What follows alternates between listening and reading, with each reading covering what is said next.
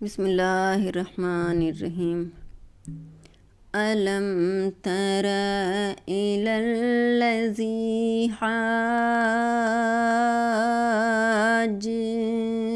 إبراهيم في ربه أن آتاه الله الملك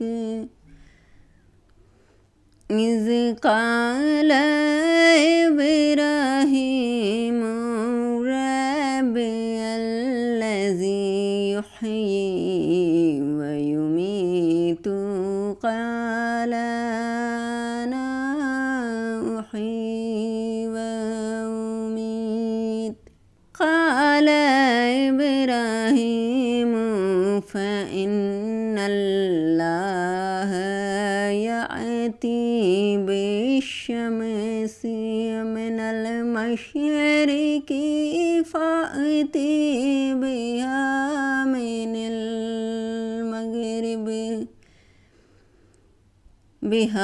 من المغرب فبهت الذي كفر والله لا يهدي القوم الظالمين أو كالذي مر على قرية وهي خاوية على عروشها قال أنى يحيي هذه الله بعد موتها فأماته الله 100 عام ثم بعثه قال كم لبثت قال لبثت يوما أو بعد يوم قال بل لبثت 100 عام فانظر إلى طعامك وشرابك لم يتسنه وانظر إلى حمارك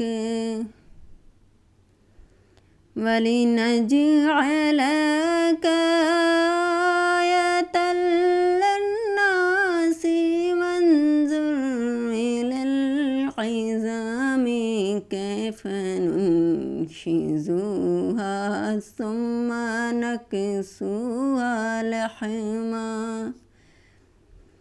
فلما تبين له قال أعلم أن الله على كل شيء قدیر۔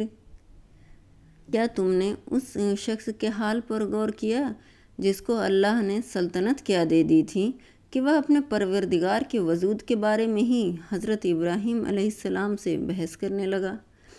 جب ابراہیم نے کہا کہ میرا پروردگار وہ ہے جو زندگی بھی دیتا ہے اور موت بھی، تو وہ کہنے لگا کہ میں بھی زندگی دیتا ہوں اور موت دیتا ہوں۔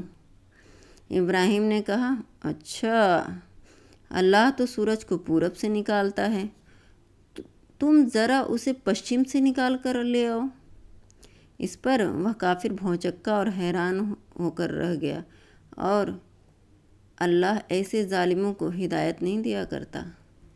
یا تم نے اس جیسے شخص کے واقعے پر غور کیا جس کا ایک بستی پر ایسے وقت گزر ہوا جب وہ چھتوں کے بل گر پڑی تھی۔ اس نے کہا کہ اللہ اس بستی کو اس کے مرنے کے بعد کیسے زندہ کرے گا؟ پھر اللہ نے اس شخص کو 100 سال تک کے لیے موت دی اور اس کے بعد زندہ کر دیا، اور پھر پوچھا کہ تم کتنی مدت تک اس حالت میں رہے ہو؟ اس نے کہا 1 دن یا 1 دن کا کچھ حصہ۔ اللہ نے کہا نہیں، بلکہ تم 100 سال اسی طرح رہے ہو۔ اب اپنے کھانے پینے کی چیزوں کو دیکھو کہ وہ ذرا بھی نہیں سڑی، اور دوسری طرف اپنے گدھے کو دیکھو کہ کیا وہ گل سڑ کر اس کا کیا حال ہو گیا ہے۔ اور یہ ہم نے اس لیے کیا تاکہ ہم تمہیں لوگوں کے لیے اپنی قدرت کا ایک نشان بنا دیں۔ اور اب اپنے گدھے کی ہڈیوں کو دیکھو کہ ہم انہیں کس طرح اٹھاتے ہیں، پھر ان کو گوشت کا لباس پہناتے ہیں۔ چنانچہ کہ جب حقیقت کھل کر اس کے سامنے آ گئی تو وہ بول اٹھا کہ مجھے یقین ہے کہ اللہ ہر چیز پر قدرت رکھتا ہے۔ اگر آپ کو یہ میرا ویڈیو اچھا لگا تو آپ اسے لائک کریں، شیئر کریں اور میرے چینل کو سبسکرائب کریں۔ شکریہ۔